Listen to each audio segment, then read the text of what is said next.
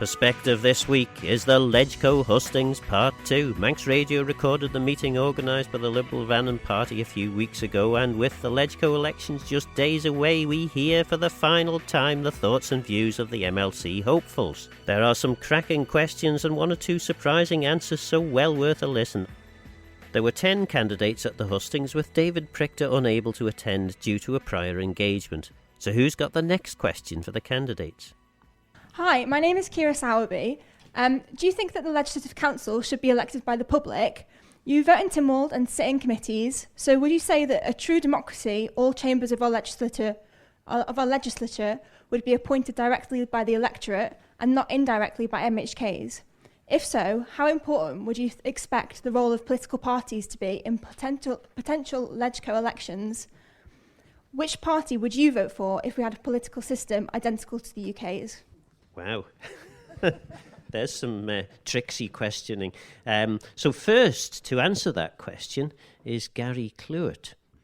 A simplistic answer to a very complex problem? No, I don't. From a bioethics point of view, primum non nocere, first do no harm. First question is, what problem are you trying to solve? Okay? More democracy sounds great, but in a lot of respects, it's sort of a vacuous soundbite. Where's the public mandate for change? Does the public have any idea what an MLC does? Do they have any idea what an MHK does? It's unlikely. It's not undemocratic. You require 50% plus one of MHKs to vote for you, which the MHKs have a public mandate to govern, all right, from the entire island. Indirect elections and appointments are common in all democracies. And I noticed, Gary, you didn't answer the question about political parties. And you aren't going to now either. Okay, Tanya August Hansen. Okay, well, essentially, the political parties are all about policy making.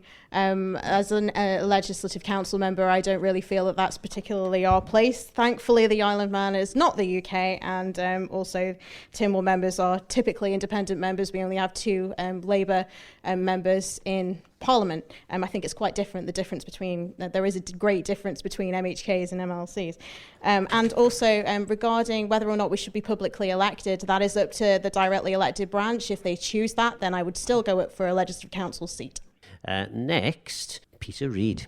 Well, I guess I think we've been indirectly already voted for by the public, in that you voted for the MHKs.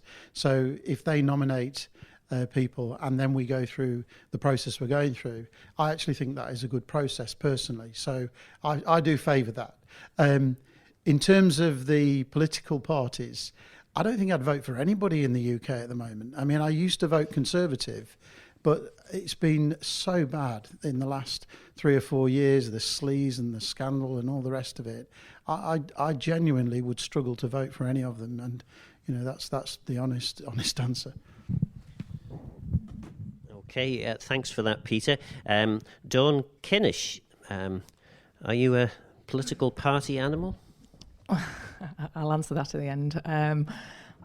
In terms of not being directly voted, Kira, I understand people's concern around that. What I would say is that there is a particular skill set that is required for this role, and it's really important that those skills are assessed as being suitable for the role.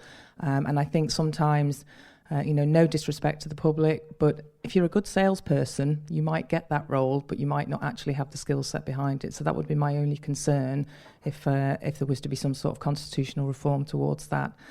Which party would I vote for? 25 years ago, I did live in the UK. I think I've gone through 2 general elections, and I've swung from Conservative to Labour. Would I vote the same again now? Who knows? Because I think I agree with one of the panel has said along here. The whole thing looks a mess. Brian Brumby, you're the next to answer this question. I'm reasonably relaxed with the current system. I think it's improved over the years. There has been criticism of the MHKs, and MHKs have taken that on board. It's not so much a retirement home for failed MHKs now. If you move to a public voting, you would basically have 32 MHKs. And the MHKs actually have a need to choose the right people for these roles, because ultimately we'll be working with them to deliver policy, legislation, etc. Having said that, if somebody came through with an alternative, I would certainly review and look at it and make a further decision later on. As far as political alliance, I would say I'm slightly right of centre. Now, that could be Conservative or it could be a Blair-type Labour. So that's where I am. The parties move around me. Marie Birtles next. I agree with the way that nominations have come through for the MLCs. I strongly believe that the MHKs are nominated by the constituents, and that the constituents put their trust in the MHKs to make important decisions. And I think this is a really important decision. If it was to change and it was to be like the MHKs nominated in that way, like Tanya, I would still put myself forward. And you still got time to answer which political party you would vote for. I've never been really involved in politics, and I've never been part of any party, and I don't intend, getting involved in any parties. Okay, thanks for that, Marie. Next is Kiri Jenkins. Okay, I'll deal with the tricky question first. I don't believe that the role of MLC should be have any policy. So I'm coming from the starting point that the MLC should be completely independent and look at every decision or with a clear head and no party politics. As to the election process, no, I'm not happy with it. I've read the Liz Vane report, and the one thing that hasn't been put in place is the nominations committee. And I personally find that this experience, it is a case of having to find 4 people that are willing to nominate you. Now, I have over the years, put into a select committee which was about cronyism in planning, and I feel that this is, Phil's going to take it off me now, that we need to have a different system for actually coming up with the nominations. Next is Conor Keenan. Thank you. I'll try and race through a lot of stuff as well. I would call everybody in this room politically engaged, and similar to, I can't remember who was mentioned before, is this a real question? If I was to go down Strand Street tomorrow, how many people would bring this topic up? I don't think there'd be that many, so I think it's only a question really for politically engaged people. There are good reasons as to why the system is as it is. I think at the moment it allows MHKs to fill in gaps within knowledge and skill sets and things like that within the wider Tynwald family. I think if it was publicly elected, there is potential to cause a competing policy mandate, if you like. I don't feel any any MLC would have any political mandate as such, but I think if it was a publicly elected position, there would be potential to cause that.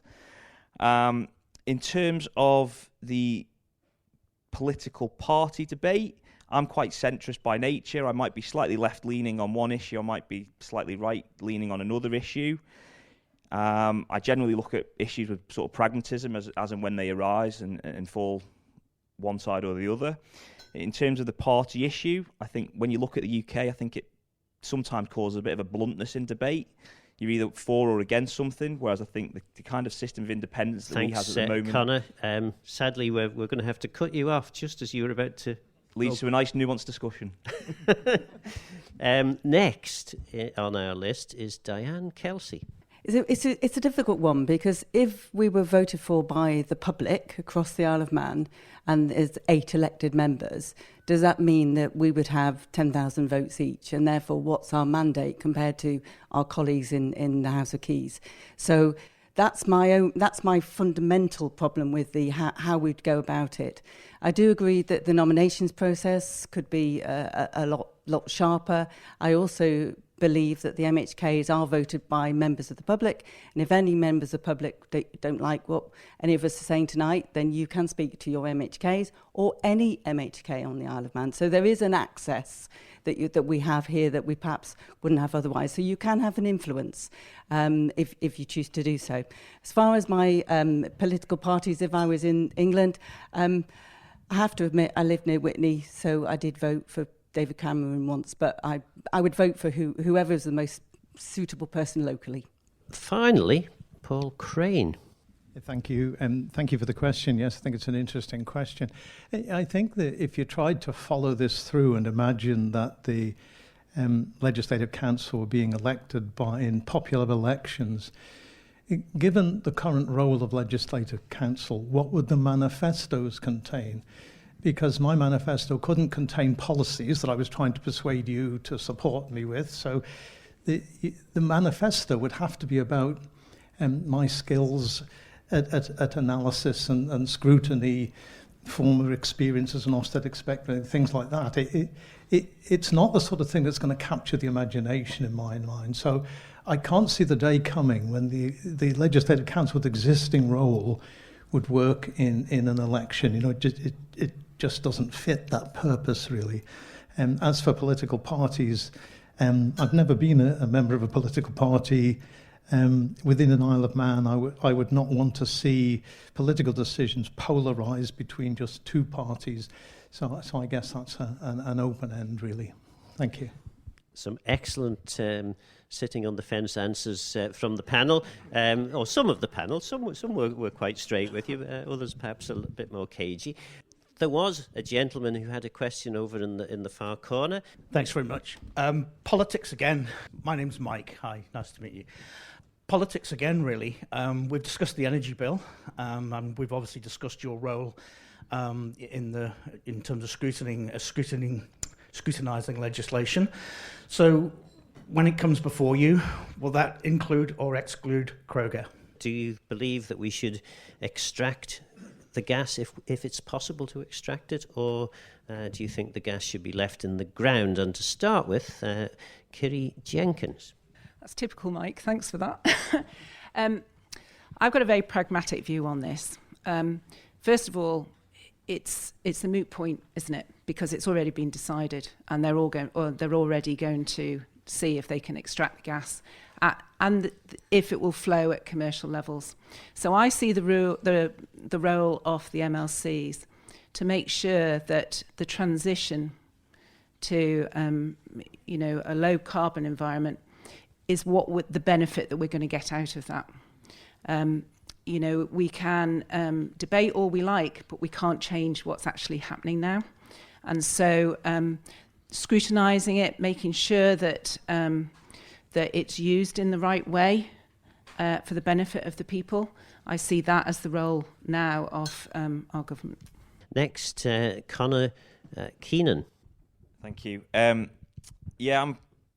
obviously keen to explore renewables to the maximum extent. I think obviously the Climate Act commits us to that as well by 2050.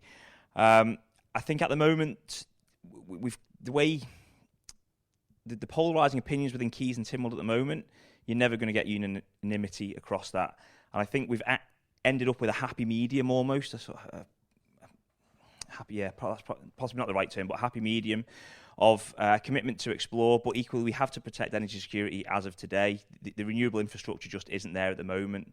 I think Kroger themselves have realised that they have to promote a renewable strategy as well, with their commitments to invest in renewable on Ireland also. So I'm certainly keen ultimately to get to that renewable point. I don't think we're there yet, and it is as I've mentioned, a balancing act with the future coupled with energy security as of tomorrow. Diane Kelsey next. Thanks. My position on Kroger hasn't actually changed. It feels like it's just too late. However, I'm really keen to see what they managed to achieve this year, and I'm generally looking forward to see what comes out, hopefully at the end of this year. What we haven't done, though, is to start as an island, so this isn't necessary policy as a politician, but as an island, start really embracing sustainable energy. And actually, even if there is gas and it is at the right rate, we're still going to need sustainable and green other forms of energy. So I'm really, really keen that the Isle of Man, businesses, anybody who can get involved, that we actually start looking at how we can start getting on a more sustainable footing with or without gas in the Irish Sea. Paul Crane, are you a Kroger fan? Thank you. I think the position of Kroger is often misunderstood. Kroger have a license, that has been granted to them. They need to keep to the condition of the stages, so that includes 3D seismic testing and environmental impact assessment, but they've got the license. Tynwald has agreed there'll be no further licenses beyond that. It seems increasingly unlikely that any Irish Sea gas will actually land in the Isle of Man at any stage. It'll not make us energy independent. It cannot be used as a transition fuel. We transitioned into gas in 2003. But the bigger picture in this is that investment in net zero today will be cheaper than delaying. The net zero transformation has been described as the industrial revolution of the 21st century. And analysis suggests delaying action by 10 years could mean double the cost of moving into renewables. And we've got plans now in place for 30 megawatts of on-island renewables. We've got to get our emissions down by 35% by 2030, and we've got a promise to be carbon neutral in electricity by 2030. So Thanks, we're well Paul. on the way. Gary Clewett, thank you. Next. I believe it flies in the face of the climate change bill and various other things. It's too little, too late. My real concern, though, there's the issue of the environment, but the other concern I have is the impact and the potential cost to the Manx taxpayer down the road when they don't find what they're looking for, or they find what they're looking for and it runs out. And at the end of life, who's going to clean up the mess? Because no matter what arrangement you come to with the government in terms of, we'll take responsibility for clean up at the end, companies that do that, they just put themselves into administration and walk away and leave the taxpayer with the things. There's the reputational damage to the island in terms of now going to extract gas. There are big companies that we would like to move to the island that take environmental issues very seriously, and it's another barrier. Thank you. Okay, thanks, Gary. And next is Tanya. I voted against there being any future licensing in Tynwald for a reason. It's already been decided. The licence has already been granted. There is an awful lot of legislation that needs to be brought between DOI, the Department of Infrastructure and the Department of Environment, Food and Agriculture, as well collaboratively in order for some of this to actually work particularly well, and particularly the update to the Petroleum Act as well. That needs considerable update in order for this to work. So I think from a sort of a legislative perspective, there's an awful lot of work to do. It's sort of, that work needs doing first. You need to put the foundations down before you actually get anything done. I don't know how long that's going to take. It'll probably take a considerable time in order for that to go through. It'll take an awful lot of resource as well, and policy officers, which we don't have a great deal of. Next, it's Peter Reid. Well, I've actually been to speak to the geologist and also the MD of Kroger, and because I've been hearing so much about it, that things are going to get shipped off to the UK mainland and we won't even see it, and it's going to have a massive environmental impact. At this point in time, until the flow tests actually have been done, we don't know if there is an amount of gas there that they're saying, which is 29 years of gas, that could produce 150 to 250 million pounds worth of income for the Isle of Man. Now, I think, until that point, it's a bit of a sterile debate because, let's see if there is some there. And if there is, then let's have a debate about it in the island and let's decide what to do. it doesn't make any sense to me to be macinating over it in the meantime. There will be an awful lot of legislation that will be needed, and that has been actually put in place in the UK already. So there is a model already there in place. Dawn Kinnish, are you a Kroger fan? Well, I could be looking at it from my front window.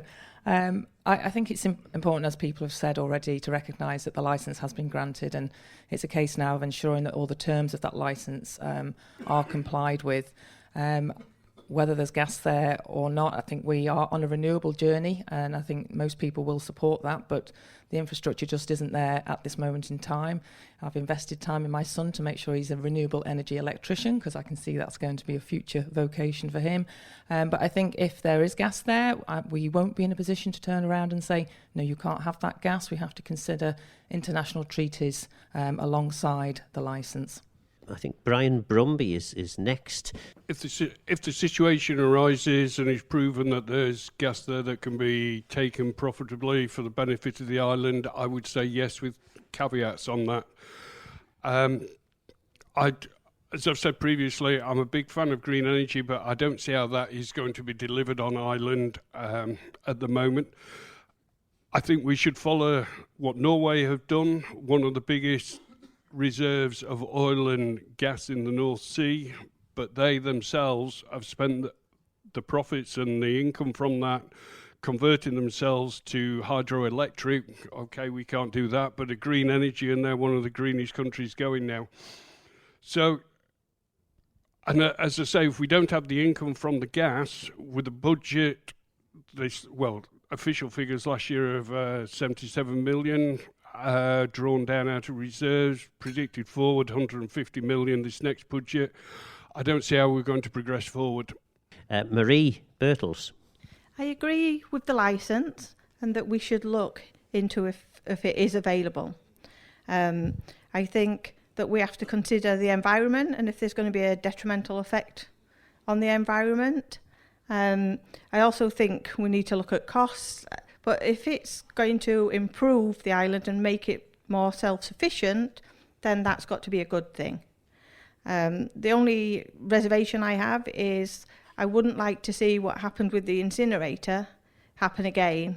When I first came to the island 20 years ago, I was told, within 5 years you're not going to be paying for electricity. To then, a few years later, find out there were massive debts outstanding, and we're still in a position now where it's not of benefit to the residents of the island. Thank you. Roger Tomlinson. I'd like to go back the question before last about the democratic imperative. Do you think that a bishop should automatically sit in our parliament? And if so, what is the reason that you give that answer? So first to answer that question will be Paul Crane. Thank you. I'm relatively, as a lifelong Methodist, I'm relatively open-minded about the role specifically of a bishop. But broadly, I would welcome the idea that in a community that has one of the largest groups on the island, perhaps those who are linked to our churches, not necessarily regular attenders, but those who are on the rolls of church communities, they may not be represented in other ways. So there may be some value in having the bishop there. But I also think that the bishops we have encountered over recent years have been hugely thoughtful contributors. There would be an alternative, perhaps, of getting them to stand for legislative council and see how they get on, putting themselves forward like that. But I think broadly we get good value for money out of our bishops. We get some wisdom, some sensible words, non-political, but very much along the lines of legislative council's role. Thank you. Gary Clewett, are you a fan of the bishop? Don't know him, nothing against him personally, but I'm a firm believer in absolute separation of church and state. That's all I have to say. Thank you. Okay. Short and sweet. We might get some extra questions in if we keep this up. Tanya. I'd agree with Mr. Crane that the bishop that we have currently in place has actually made some really great contributions, both in Tynwald and also in Legislative Council, and very thoughtful contributions as well on moral points.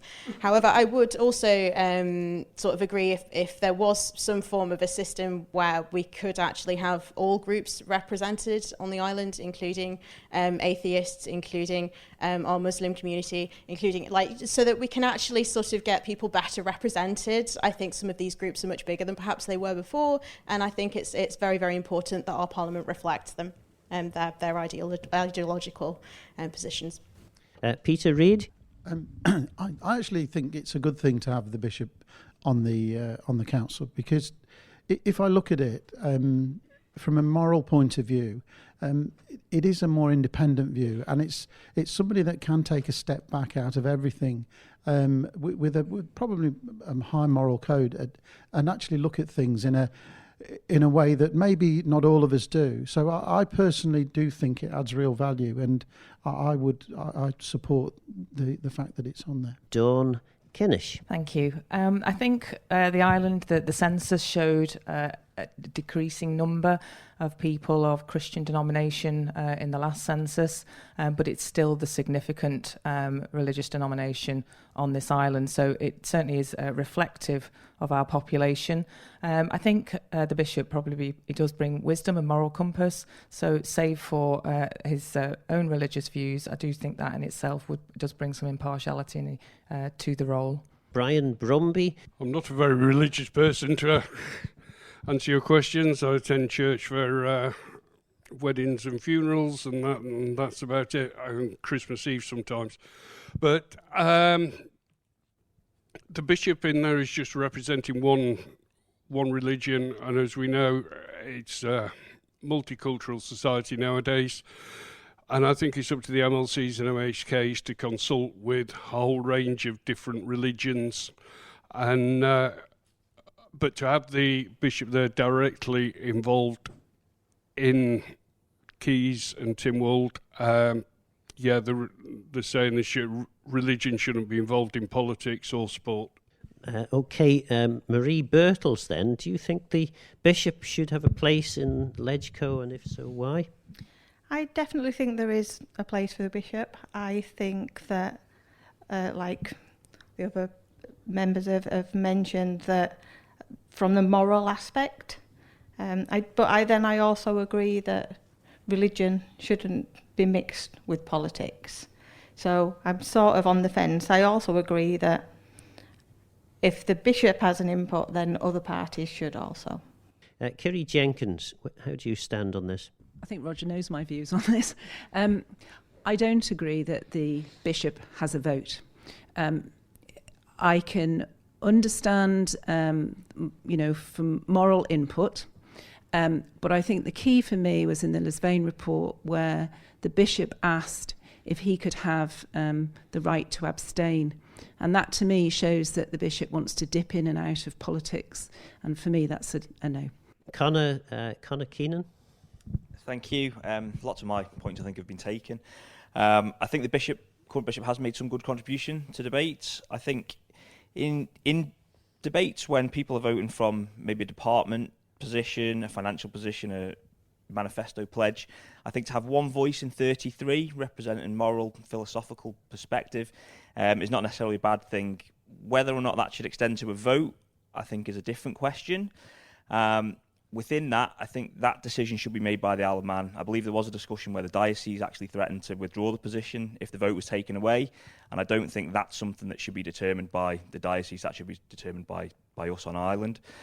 In terms of the ex officio positions, from a personal perspective, I've actually got more of an issue with the Attorney General as a sitting Legislative Council member rather than the Bishop. Last to answer this question is Diane Kelsey. Thank you. Really good question. It's quite a difficult moral dilemma. I really do value. I'm an atheist. I really do value the bishop's involvement. There is something quite, and my colleagues are going to laugh at me now, but quite calming about his influence. There is something that is, I think, keeps us grounded. I think the difficult problem we have is whether by right, anyone gets a vote when there's no election whatsoever. And I think that would be down to the people of the Isle of Man and probably the Keys rather than people in LegCo making those decisions. But I definitely value the Bishop's presence at the moment when we sit. There's something quite unique about it. But is it right? I don't know. Thank you. John Wannenberg. Could I have a single word answer? Would you have approved the budget this week or not? Yes, you would. No, you wouldn't. Interesting question. We're looking for brevity, so Conor Keenan. Thank you, Mr. Wannenberg. I do love these questions of yours. I would have voted in favour of the budget. Diane Kelsey. Yes. I suppose it's a bit of an easy question for the sitting candidates to answer because they obviously are on record. Next, Paul Crane. Yes, I did. Gary Clewett. Yes. Okay, we are getting very brief answers here. Tanya. Already have. Yes. Peter Reid. Yes, I would have voted. Yes. Dawn Kinnish. Yes. Okay, Brian Brumby. Yeah, this year, yes. Going forward, maybe not. Marie Birtles. It's a yes from me. And finally, Kiri Jenkins. I'm tempted to say no, John, because I know you're the only one that said no. Because there is not an option to pick and choose what you want from the budget, I would have voted yes. Thank you, Claire Christian, MHK. If you are successful to become an MLC in the election, you will become also a backbencher. Part of that role is to hold the government to account, hold executive to account. What will you do in your first 6 months to achieve that? The first to answer that question, and she may have worked this out, is Diane Kelsey. Thanks, Claire. Holding the government to account. Well, that's where we have to play our role in understanding what they're coming forward with and challenging and questioning. So what would I do in the first 6 months? If there was something that came forward from any of the departments that I felt just was wrong, and this doesn't have to be legislation, just it could be a document, one of the departmental plans, then I would challenge them, and I wouldn't be frightened to challenge them. Now, I'm not known for my orations in Tynwald, but actually, to me, that's not the major role that I would play. It would be challenging people and saying, why is this written in the way it's written? Why are you saying what you're doing? But if I can support it and I can understand it, then I would do, because I do believe that's our role. But it would have to be something from the heart. I would challenge if I needed to. And I'm guessing we also know how Paul Crane might answer this question, having served 6 months and more already. Yeah, thank you. Thank you for the question, Claire. It's a good one because having served 15 months, you have the feeling that if you got back in, you'd need to be ready to run now. You know, that you've served your time, as it were. Now you have to be delivering. I think in Tynwald, I would ask more questions. I've just had one written question so far. I'm up for a change there. I'm feeling more confident in scrutinising legislation, having had amendments going through. And I feel that I would like to work more collaboratively, and that's perhaps important from a backbench perspective. I don't mean creating a party within the system, but just having a greater awareness of what others are troubled about, concerned about, what you might contribute to, and how you might to work together with them. But more than anything, just maintaining the level of scrutiny of policy coming through, of legislation coming through, debates in Tynwald being there and being up for making a meaningful contribution. Thank you. Thanks, Paul. Gary Clewett. Dealing with government expenditure, I can understand why people agreed with voting against the budget, and I can understand why Mr. Wannenberg voted against it. One of the things that concerns me is the depletion of the reserves. Once they've gone, then what? And it troubles me greatly that the irresponsible levels of debt that we are passing on to our children and our grandchildren and our great-grandchildren, and we can't continue to do that. So I understand giving Dr. Allison the benefit of the doubt this time round, but it can't happen again. There has to be more accountability. You know, we have to look at things, whether it's raising taxes, cutting size of the public sector, and things like that. We don't have any option. We have to do that. We have to keep our eye on the ball. Okay, thanks, Gary. Next on the list is Tanya. Probably continue doing what I've been doing over the course of the last 5 years. I mean, we've had an awful lot that's been going on, but that particularly over the course of COVID as well, and the sheer degree of regulatory regulations that were coming through, having to turn those over at quite a fast pace. There was an awful lot of scrutiny that was going on there, particularly from the backbenchers, but also challenging departments particularly with the legislation as it travels through, particularly with say, for example, in DHSC, the mandate position with Manx Care. And also in LegCo, with bills going through in Tynwald with secondary legislation, particularly that needs that attention, and in committees as well, as I have done over the course of the last 5 years. But the main one for me would be in bringing in post-legislative scrutiny in Legislative Council, because I think that that's incredibly well needed after a 2-year period, having a look at legislation to make sure it works in practice. Thanks, Tanya. Peter Reid. I think said before, I think we need to speed up the process of getting legislation into the House. I think there's been a bit of a drought, so that's the first thing that I would be trying to encourage. I think the second thing is we've got a strategy now. There's lots of stuff on what, but I don't see enough on how. And I'd like to actually understand better what is the how. How are you going to increase the population up to 100,000? How are we going to decarbonise and actually have things that are actions that are in place? We're talking about doubling GDP. The public finance is obviously a big area as well, having just come out of, a really poor time in terms of what's been happening in Europe and Russia and everything else. We need some actions now in place to support that strategy. So that's what I would be encouraging. Dawn Kinnish, how would you scrutinise over the first 6 months? Were you successful? So my key objective to hold executive to account would be to make sure that the Equality Act's public sector equality duty, which is mandatory, is complied with. And I think the most effective way to hold executive to account would be to introduce that as a requirement on the Comyn Papers and the Treasury Papers. Brian Brumby. With my past history with the Manx National Farmers Union, a history there of representing others, of challenging the government policy and bringing forward alternatives. You can't criticise without bringing alternatives forward as well, because otherwise you just become a keyboard warrior in effect. The biggest issue coming forward is increasing revenue to the island, the budget deficits, etc. If that's not sorted out, services, etc., will have to be cut in the future, because we are going to run out of money and leave it in a terrible mess for the future. Next is Marie Birtles. If I was to be successful, the first 6 months, as I see it, would be like any new role. I would be finding out as much as possible about the role. I'd be questioning, I'd be challenging, I'd be scrutinising, and hopefully I'd be able to use my skills.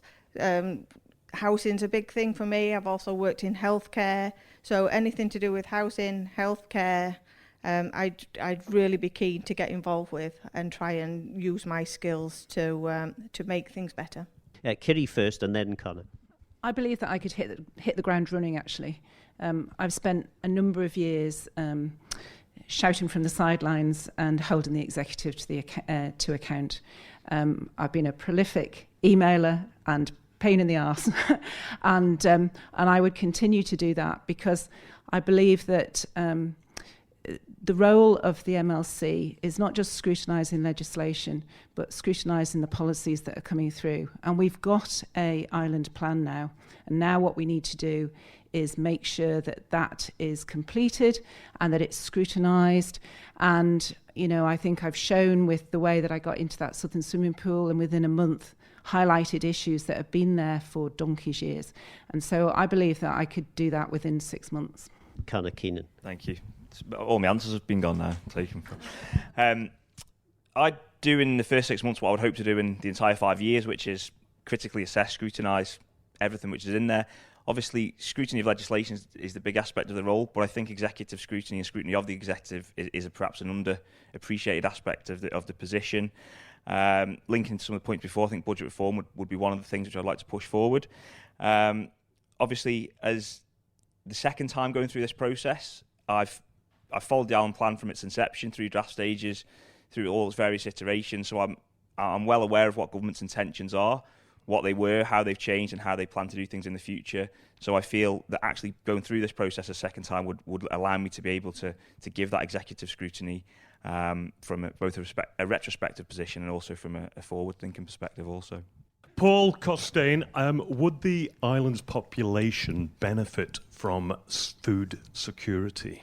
And Dawn Kinnish will be first to tell us whether she thinks we should have a food security strategy on the island.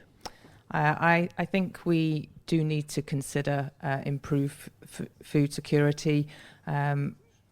We only have to look at our logistics sometimes and recognise that the shelves can be quite empty. I think looking at the things that are going on with the flour mill and the farmers, that needs consideration. And I think in terms of long-term strategy for the farmers, food security would improve their position considerably. Brian Brumby, and I'm guessing I might even know what sort of an answer he's going to give. Yeah, up until 12 months ago, globalisation was the theme. Russia's actions in Ukraine, to my mind, have changed all that.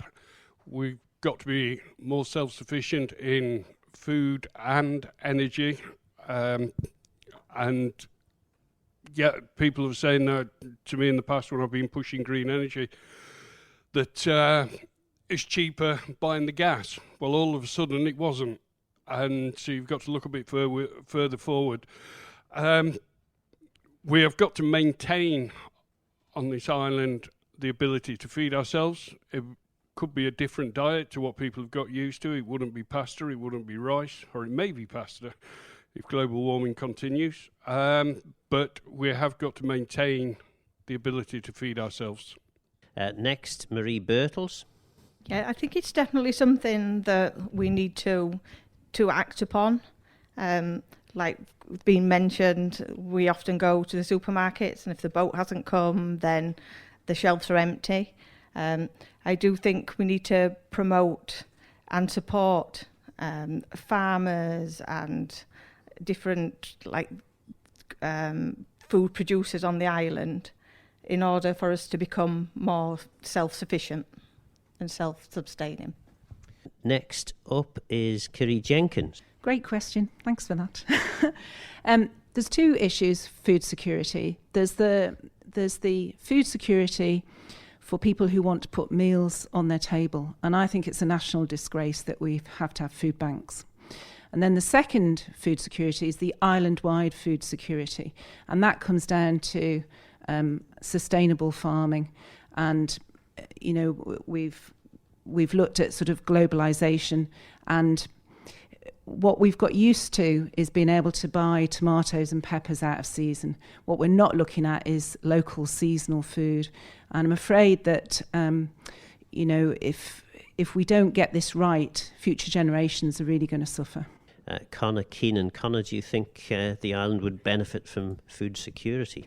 The simple answer is yes. I think obviously as has been highlighted there, from sustainability and ecological perspective, there's clear benefit to that. Also from a job security perspective on Ireland, so maintaining that workforce on Ireland.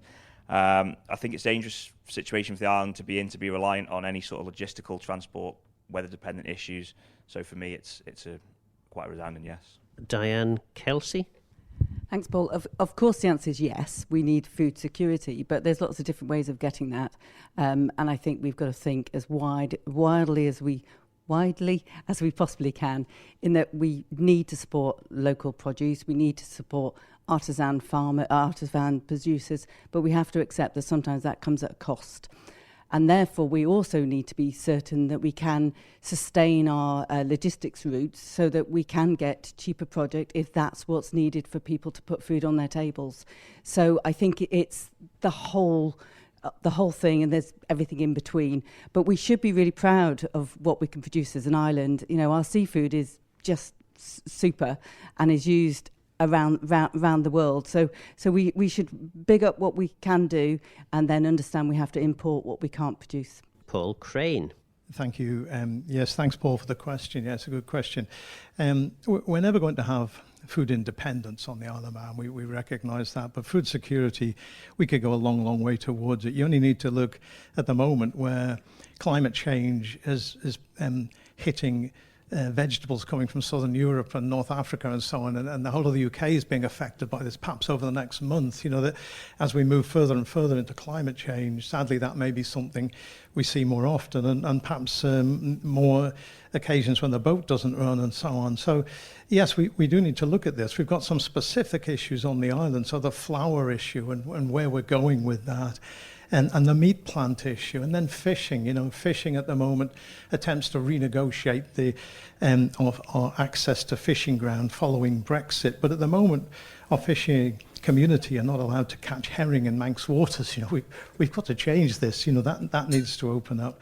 And then there's the food miles issue. The more we're producing on the island, the better it is, sort of environmentally from the food miles perspective. So yes, food security. Let's work on it. Gary Clewett, where do you stand on this question? Long before 2050, arable land is going to become the most precious commodity on the planet, even more so than fresh water. The grain crops that feed the world grow in a narrow temperate zone that is the most impacted by global warming. It is shrinking, and there's nothing to replace it. At some point, this is not about whether it's drought in Spain. There are going to be world shortages of food for everybody. I firmly believe that the Isle of Man can be self-sustained with current agricultural methods, whether it's permaculture or hydroponics, etc., and that we need to be looking at that. And that feeds into, when we look at the housing crisis, we do not want to be building houses on land that could be used for agriculture in the future. Next, Tanya August Hansen. Thank you. I have spent quite a bit of time down at the food bank actually while I was working on the poverty committee in the previous administration, and as Kiri said earlier on, I do agree that use of a food bank or need for a food bank is very, very much a national disgrace. We really shouldn't be needing to do that. Food security is incredibly important, but we also need to recognise the fact that we can't produce everything. We need to be quite realistic about it. As much as we can produce on the Isle of Man, we should be supporting producers and also understanding, as Diane said, that does actually come at a cost. Thanks, Tanya. And finally, Peter Reid. Yeah, I think the food bank is a symptom rather than a cause, and you have to look at why have we got food banks. That's something that needs to be addressed. I do believe that we do need definitely a policy around food. But the one thing I would say, that the quality of produce that we have on this island is exceptional, and you just have to. I used to live in Shropshire, and that's a fantastic place for farming, for meat, for all sorts of produce. Here is better. I personally have been amazed at the quality of food that we have. It's just the quantity. How could we become sustainable? And I'm not sure that we have enough land to be completely sustainable, but we should maximise that to the absolute limit. Well, thank you very much, and thank you to everyone, all the candidates who've answered the questions, all the people who've asked questions. But thanks everybody for coming along. Thanks particularly to Paul Wetherill for organising this evening and the Liberal Vannin Party. Also thanks to Matty Cunningham, the engineer, and the MHKs in the audience. You've got a tough job, I think. That was 10 of the 11 LegCo candidates, with just David Prichter unable to attend due to a prior engagement. The first half of the meeting is available as a Perspective podcast, and interviews with all the candidates are available either as agenda or Perspective podcasts. There is no doubt in my mind that there are some really excellent candidates in the LegCo race, but only a handful have any direct experience of Manx politics. Does that matter? I suppose we'll be better placed to answer that in 5 years' time. Let me know your thoughts and views on the programme by contacting Phil Gorn at manxradio.com, and get in touch if you have any ideas for future shows. Don't forget, this programme is available as a podcast on Manx Radio's website. For now though, I'm Phil Gorn. Doramayo. Thanks for listening.